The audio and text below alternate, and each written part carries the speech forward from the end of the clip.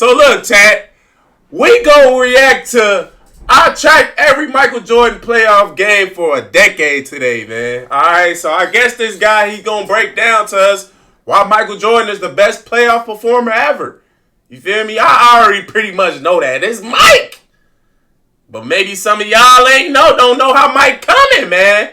You feel me? Y'all gotta get hip. So that's why I'm bringing these videos to y'all. We gotta all know who the GOAT is as a collective, guys. All right. So without further ado, it's your boy Coach TDOT. Michael Jordan, playoff Mike. So we all know that Michael Jordan was an incredible basketball player. For many people, he's the undisputed GOAT. And in the Thinking Basketball Greatest Peak series, our Patreon community voted him #1. But one topic that always comes up with MJ is his teammate quality. In 1994, Jordan retired, and without him, the Bulls won a hefty 55 games and played the Eastern champion Knicks to a near draw, leading some people to think he might have been playing with a stacked team. Others think those championships were all about Jordan because he finally embraced the team game in 1991 under the Zen master Phil Jackson.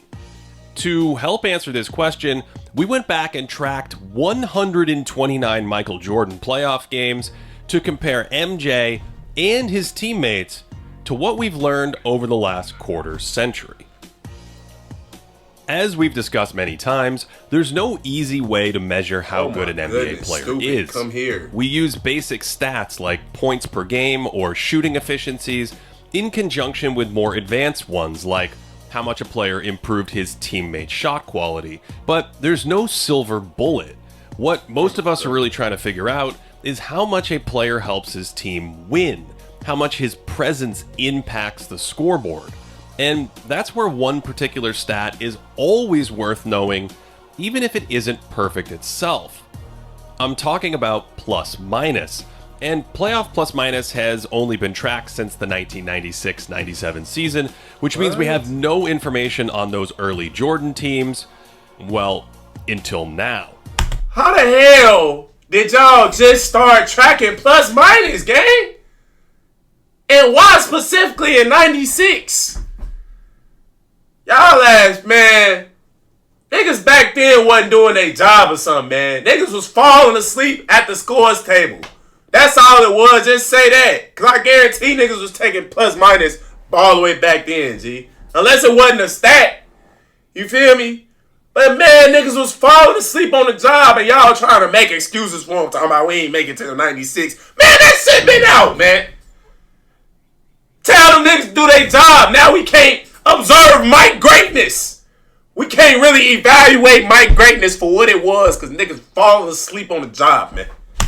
For instance, in 1988, a fourth-year Jordan won his first MVP and the Defensive Player of the Year in the regular season, while carrying the likes of Charles Oakley and Dave Corzine to 50 wins. The Bulls played 10 postseason games that year, defeating the Cavs in 5 before bowing out to the Pistons.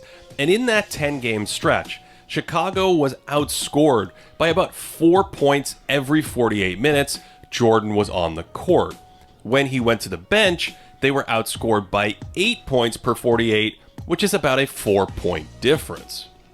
As longtime Thinking Basketball followers know, 10 games is a really small sample, especially since Jordan only went to the bench for about 50 minutes during those playoffs. That means a few extra makes or misses would have a huge impact on those minutes that Jordan was off the floor. So to understand how Chicago performed, hold on, gang. Is that Stacey King, folks? So to understand how Chicago performed without MJ, we really need to look at more games. In 1989, Jordan hit the shot over Craig Elo, and the Bulls upset the Cleveland Cavaliers, then took out the Knicks before running into the Pistons again. This time, Jordan's on-off looked very different. The Bulls outscored their opponents by 4 points every 48 minutes he was on the court, but were outscored by nearly 20 points per 48 when he was off the court. Hold on. I think I just read that wrong. Outscored their opponents by 4 points every 48 minutes he was on the court, but were outscored by nearly 20 points per 48 when he was off the court. That gives us 27 total games now, but it's still a noisy sample. So we went ahead and collected the 1990 playoffs and the 91 playoffs and so on. Hey! After sifting through over 100 Bulls playoff games, we found some incredible gems, including a ringing endorsement for the channel, thinking basketball every day, and this incredible quote about not wanting to excel as a three-point shooter. Three-point shooting is something that I don't want to excel at. And when you have that mentality, as I found out in the first game, of making threes, you don't go to the hole as much. You go to the three-point line and you start sitting there waiting for someone to find you. And that's not my mentality. And see, that's the difference between him and Anthony Edwards. Like, Anthony Edwards, he looking at it as, and I understand because the game changed, this is why he's looking at it. He looks at it as though they leaving me open, I might as well shoot this shit because I done worked on my three ball. So he wants to prove everybody. I guess he insecure about people saying he can't shoot, you know. But he's saying, I'm open. I might as well shoot it. I done worked on my three ball. I feel confident in it, which is a good mindset, but it's going to keep you comfortable and not keep you in attack mode. Mike had the mentality of, I'm going to bust your ass all game, and I'm not going to settle and take my foot off the gas just so you can relax. Because if I get to shooting threes, then I'm going to just only want to shoot threes. It's going to make me real comfortable around here. And Mike was a fucking goon, man. Mike didn't want to get comfortable. He didn't want you to get comfortable. He was going to be on your ass the whole game, fellas. All right, that's just the difference in mindsets. Mike and Edwards. It's right there. I don't want to create that because it takes away from my other parts of my game. Michael was talking about threes because he made 6 of them in the first half of Game 1 against Portland back in the 92 finals, propelling him to 35 points before halftime on just 21 shots. Crazy. Before that night, Jordan had made at least 5 threes in a game just once in his entire career. Clyde, man. You was making millions of dollars and your head looking like this, G.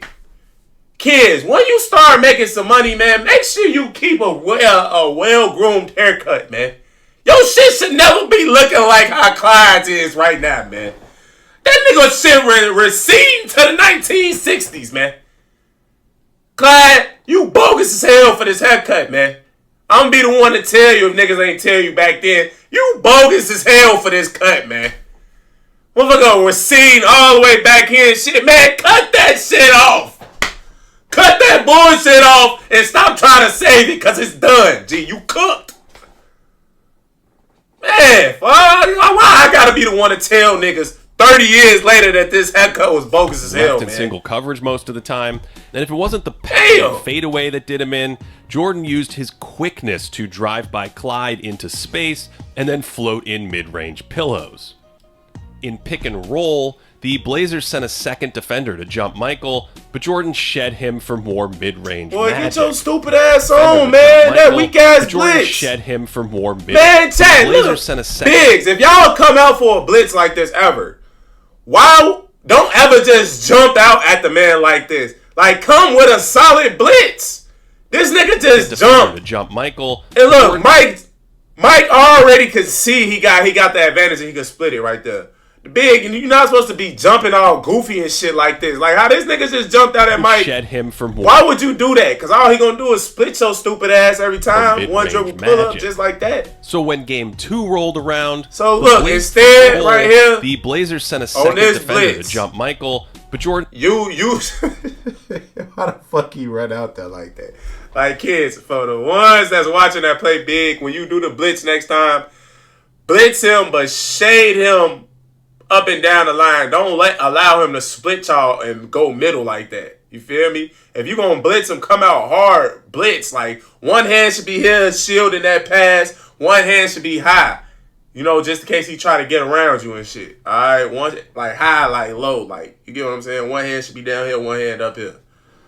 Jordan shed him for more mid-range magic. So when game 2 rolled around, the Blazers radically changed their defensive strategy, first by doubling him in the post so he couldn't feast on fadeaways down there, and then bringing extra defenders when possible to help on his drives. And these adjustments did make a difference, leading to some turnovers and some easy scores for Portland. Oh, they threw hella help side at Mike. They also put Jordan in a position to set up his teammates for wide open shots.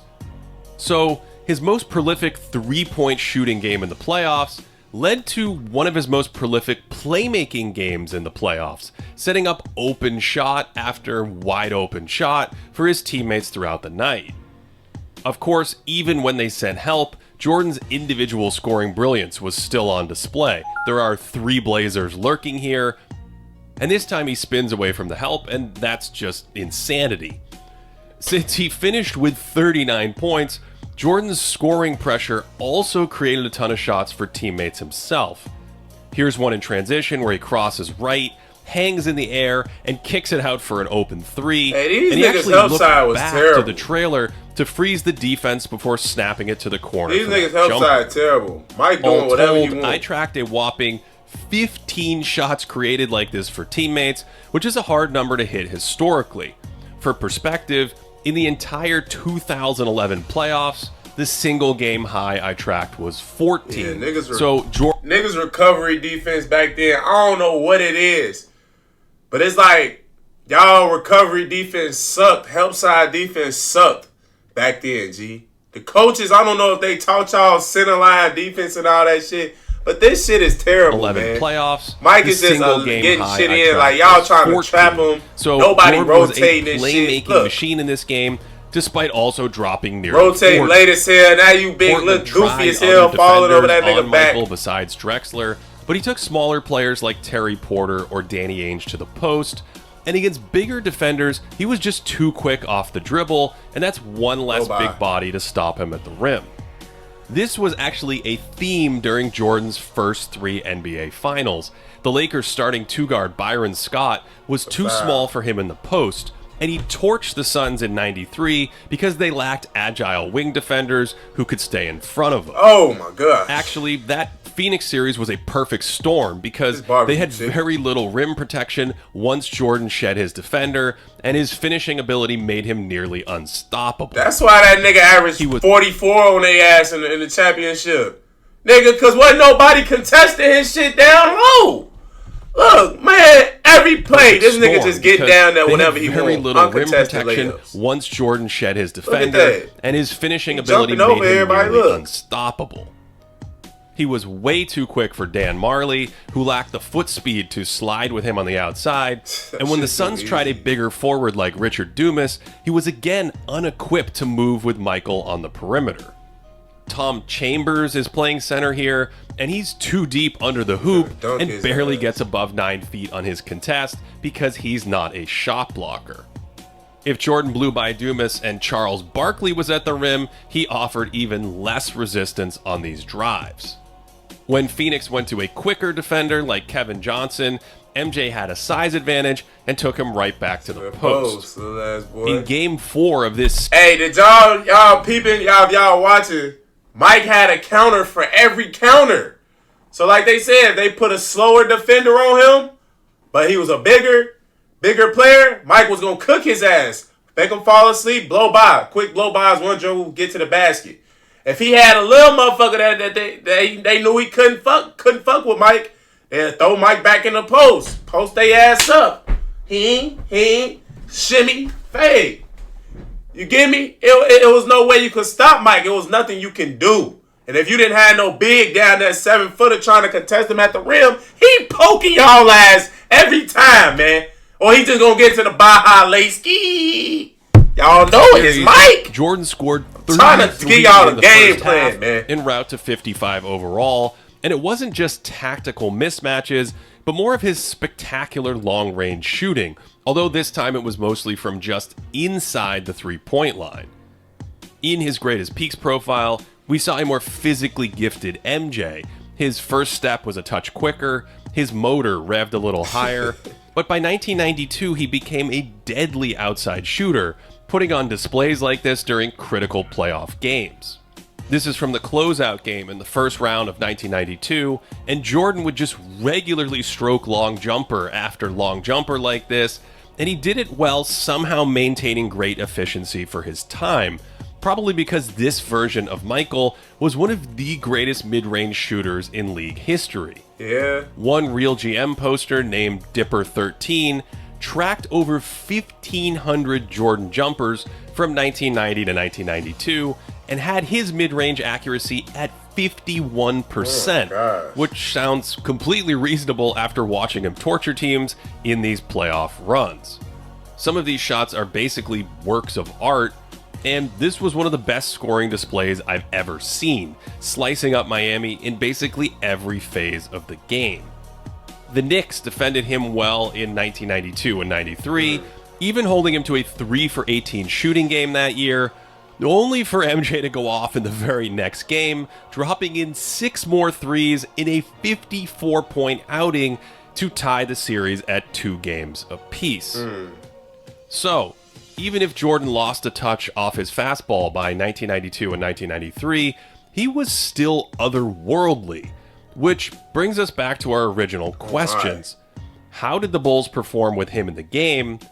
And what happened when Jordan went to the bench during the 1990s? In 1990, Phil Jackson arrived and installed the triangle offense, which was mostly in full swing by the time Chicago hit the playoffs that year. The Bulls again bowed out to the eventual champion Pistons in 7 hard-fought games. But in Jordan's playoff minutes that season, the Bulls outscored their opponents by over 7 points per 48, a jump into championship-level territory. In 2 seasons, Chicago had completely reshaped the roster around Jordan, with Charles Oakley, Sam Vincent, Dave Corzine, and Brad Sellers out, replaced by Bill Cartwright, Craig Hodges, B.J. Armstrong, and Stacey King, along with the emergence of their supporting stars, Horace Grant, and of course Scottie Pippen. So in 1991, when the Bulls broke through, they were a whopping 13.5 points better than their opponents with Jordan on the floor, and they still outscored their opponents even when he went to the bench. In 1992... Hey, so that's when you know they started really clicking. They started really figuring out what was going to help them win. Like, you get what I'm saying? They knew that when they sent Mike to the bench, what they had to do to win, and when Mike was on the court, you knew that they was guaranteed to win. Then, you know, so they started to figure shit out around 91, you know. They weren't as dominant with Jordan in the game, but without him, lineups often spearheaded by Pippen, the Bulls again outscored their opponents. In 93, the numbers were similar, although his teammates were outscored by a few points when he wasn't in the game. Remember, we wanted to eliminate some of the noise by tracking multiple seasons, so if we combine these seasons and look at multi-year stretches, we start to see a pattern. As the years progress, the Bulls look better and better without Jordan, improving from a team with essentially no chance at a title to one that looks like a really good supporting cast in the playoffs. If we compare these numbers to larger minute stretches, Jordan's supporting cast went from the 0th percentile to the 37th percentile and ultimately into the top 25% of supporting players. If we include the 94 Bulls, who played 10 full playoff games without Michael, we see a pretty steady rate of growth into the mid-90s without Jordan in the game. Now remember, these numbers are still a little sensitive to hot and cold stretches, and more importantly, this is really about Jordan's value on the Bulls specifically. Who was his backup, or how did they structure the lineups without him in the game? With that said, I wanted to see how Jordan and the Bulls compared to other high-minute players who made deep playoff runs over multiple seasons. The horizontal axis is how good the team was when the player was on the court, and the vertical axis is how much the team improved with the player in the game. These are all the players who logged 1,500 playoff minutes and 500 minutes on the bench over multi-year stretches since 1997. The player with the largest change is David Robinson. The Spurs were 25 points better with him from 1998 to 2001, although Robinson wasn't his team leader in minutes, so his lineups could have been more favorable for a stat like this. Among minute leaders, Shaq's Lakers were 21 points better with him in the playoffs from 2000 to 2004. and LeBron's teams were 19 points better from 2016 to 2021. Jordan's best stretch came from 1989 to 93, where the Bulls were 14 points better with him in the game. So this is a great number, but isn't quite as emphatic as Shaq's or even LeBron's. The Bulls' best stretch with Michael on the floor includes that second three-peat, where from 1991 to 96, they were nearly 9 points better than the competition, short of Curry's monstrous plus 12, but still one of the best stretches on record. Okay. The 96 Bulls went an incredible 87-13, a record that still stands to this day, although the 1991 team was actually slightly better with Jordan on the floor during the playoffs. For those final three championships, Michael was older and less explosive, although he was stronger and craftier than ever. That strength let him operate out of the post, commanding double teams that freed up his teammates, and he could overpower defenders down there, and then, instead of an acrobatic finish, kick it out to a wide open shooter. Michael's size and body control really stand out in these years, feeling a defender on his back before spinning away to collapse the defense and set up a teammate. And even though he lost some of that quickness, he could still stop on a dime to create space. Chicken, and despite man. all the jukes and spins, he just seemed to be in total control of his body at all times. This was never more apparent than in the evolution of his fadeaway, where he couldn't always out-jump his defender, so he had to alter his shot. Man. Look how he just catches it. This was never more apparent than in the evolution of his fadeaway, where he couldn't always out-jump his defender, so he had to alter his shot in the air. This meant changing the angle of his body and the arc of the jumper, looping it over a nearby hand. Crazy, he also used the pump fake more to create a little extra breathing room to fire, and he could do all this while reclining his body at extreme angles while he was in the air. This is like a pool shark learning all the tricks and bounces of the table, his mind adapting in real time to lean back a little more or aim the shot just a little higher. His defense was also really impressive in those final Chicago seasons, using his strength and anticipation to contain the ball and maintaining a relatively high motor on that end despite being longer in the tooth. Stop that ball. His hands were as destructive as ever, and he actually gambled less during those second three-peat years compared to his more chaotic style when he was younger, and even that risk-taking was often calculated and precise. As a result, he actually put up some of the more impressive plus-minus numbers in his playoff career, where the Bulls were outscored by 3 points without him during the 96 playoffs, but then crushed teams by 13 points per 48 with Jordan on the floor. The NBA officially started tracking plus-minus in 1997, and he looks great there too, as well as in 1998. So, what can we make of all this? Well, despite the noise in plus-minus stats, I find these numbers incredibly important for a few reasons. First, they affirm that Jordan's supporting cast radically improved during their title-winning seasons, not necessarily Michael himself. As we discussed in his Greatest Peaks profile, MJ looked superhuman before Chicago won a title. He just needed the right teammates to climb the mountain with. That's true. Second, both of the three Bulls looked great when Jordan was on the floor, with their second 3-year run falling just behind Steph Curry's Warriors during the Kevin Durant years. And finally, Jordan does not actually look like an outlier compared to other greats when he was on the court versus off it. His teams were plenty competitive without him, and when he was in the game, other all-time clubs were comparably dominant. Of course, there's enough variability in these numbers that the best player ever isn't guaranteed to have the best on-off ever, so the debate will certainly rage on. But I'll leave you with this. After pouring through over 100 playoff games of Jordan and the Bulls, it's hard to find a more consistently impressive decade of playoff performances in the entire history of the NBA, and the numbers certainly back that up. If you want more detailed access to these numbers and just more content in general... Okay. That's an interesting video. Alright, that's the end of the video, man.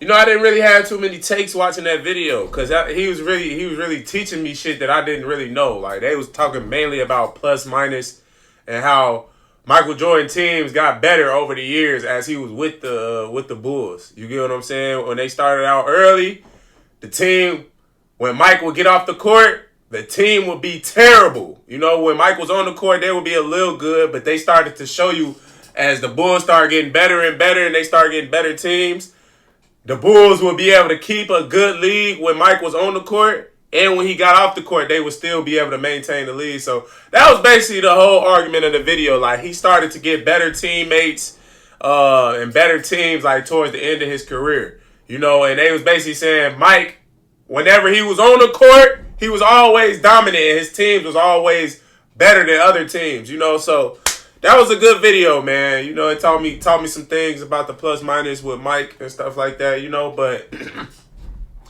like I said, we on our road to 2,000 subs, man. So make sure y'all spamming the like button up, man. Interacting with the video. Please help your boy out, all right?